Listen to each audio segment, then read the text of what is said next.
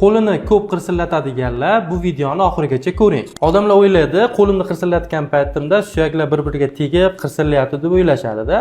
Aslida ikkita suyak uchrashgan joyda bo'g'im bo'shlig'i bo'ladi, ya'ni bo'g'im orasida sinovial suyuqlik bo'ladi.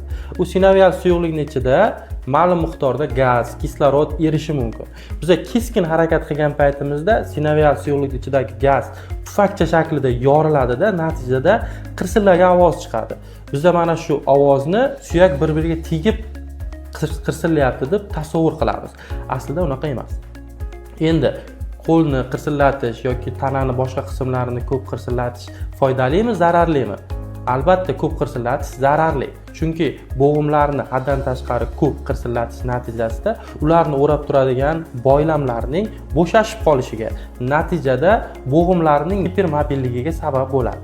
Gipermobillik natijasida arzimagan yuklamaga nisbatan ham bo'g'imlarda shikastlanish yoki chiqib ketish holatlari bo'lishi mumkin.